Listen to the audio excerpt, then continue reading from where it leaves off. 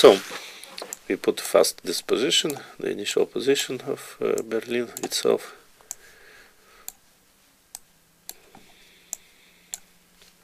Knight d4, knight d6, bishop c6, dc6, d5, knight f5, queen d8, king d8. This position.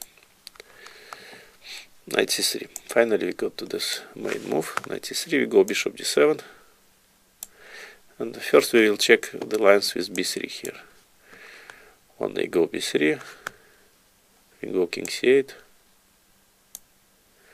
It's interesting to know that after knight g5 we have this very important tempo of bishop b4, and on bishop b2 already the idea we saw many times in this DVD, because after knight f7, rook f8, at least he had to give back this pawn e6, bishop e6, but we have very active play, very easy play for us.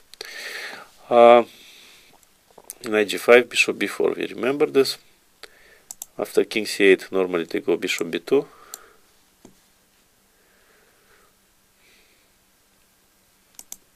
We go bishop e7. It's good to know exactly what we want after g4. So it's just knight h4, and we are sure this position is good. They can rook a d1. Of course, this is the main line, but they can try to play with rook f1. Then after rook f1, we can always put this a5. The idea is if the knight goes away to e4 or to e2, we can always have pawn on a4. And normally the knight should go because he will not stay ever and close this bishop on b2. So a5, usually what they, after let's say h3, h5, they have to play a4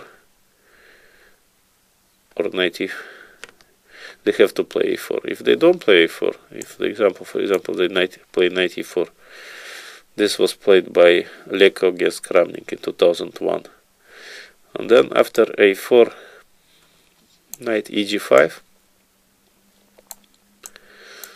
Kramnik didn't find a nice tactical idea for black. This idea is knight h4,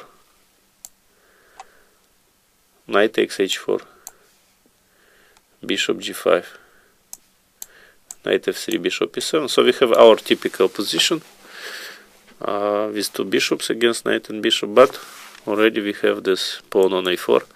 So this rook on a file, it's really strong and very unpleasant for very unpleasant for white. Instead of rook e1, he can go knight e2.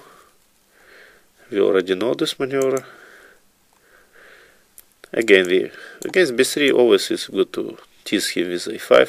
He has to play a4. Okay, normal move b6, knight f4, king b7. We finished development. This was the main idea of this plan with bishop d7, king c8, king b7 is to put the king to b7 to bring the rooks to the center. And later already we can talk about attacking with c5, bishop c6, and many other moves. After rook e1, after king b7, in this position he can go g4, always knight h4, usually knight takes h4, bishop h4, f3, rook e8, h8, knight h5. And here we are, as we said in the previous examples, we are not afraid to exchange this bishop for the knight, because immediately our endgame can be even better, because in this case the different color bishop, if our bishop manages to start to attack these pawns, then we can take three of them. And opposite for white, it's practically impossible to take any, because these pawns are defended by the king and these pawns are in the white square. So I mean, if we control the file, then we are doing fine.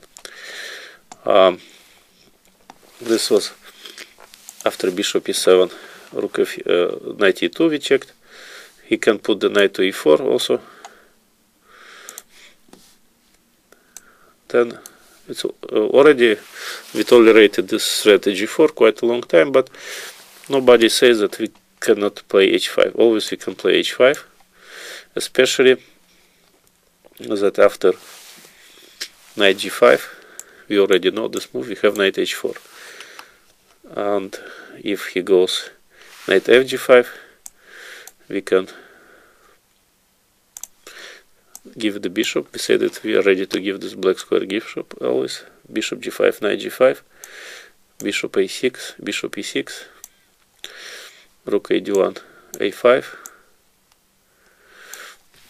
with absolutely normal position. This knight is at least not worse than this bishop on b2, especially that there is continuation of this line in the main line. If they would play rook a d1, we can get the same position after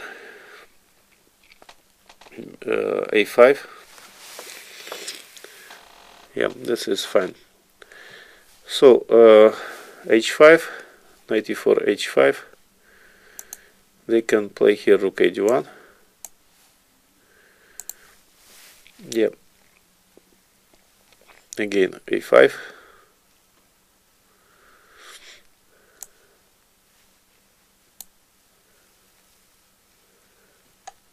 Knight fg5, bishop g5, knight g5, bishop e6, a4. We bring the king to b7, of course. Rook d3, king b7, rook fd1, c5, c4, rook a8. So for the moment, of course, this knight on g5 is very comfortable, but we also have comfortable knight on e5. It's quite balanced position. g3, and maybe the easiest here plan for black was played by Bruzon against Almashi. It's just to go king c8 back and change everything on d8. He has nothing better to change this, and I think it's some obvious draw lately will happen. So after bishop e7, he can also play rook a d1.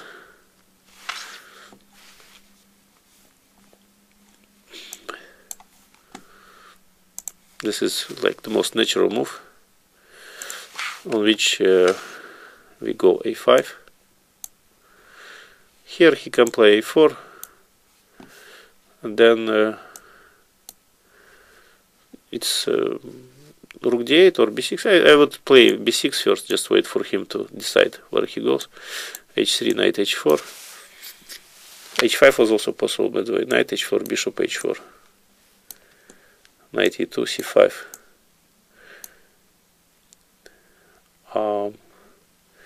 If g3, bishop e7, g4, always h5. Always this. This is a typical idea to keep this pawn busy with defending on g4, so he cannot really play f4, and black is doing fine. So if he doesn't play after a5, a4, he's playing h3 here. We can meet it with h5. It's always good to control this. Bishop c1, one of the typical ideas when we play h5. He wants to go to this weakened square g5, but this shouldn't bother us too much, because already after b6, bishop g5, we have a nice escape for the bishop, bishop b4, and more than this, we have this pressure after knight goes with a4. Knight e4, a4, c3, bishop f8, b4, bishop e6, a3, king b7. As I said, in these positions, when white pawn starts to move on the queen side, we get some additional squares and weaknesses. So let's make a conclusion on this line, on the whole line with 10 b3 against bishop d7. Our plan is quite similar to the previous one. King goes to c8, bishop goes to e7. Normally we put h5. On the queen side we play a5, b6, king b7. Sometimes we play c5 if the knight goes to e2. So it's normal position. Sometimes knight h4 after h3, for example, we exchange these knights just to slow down the tension.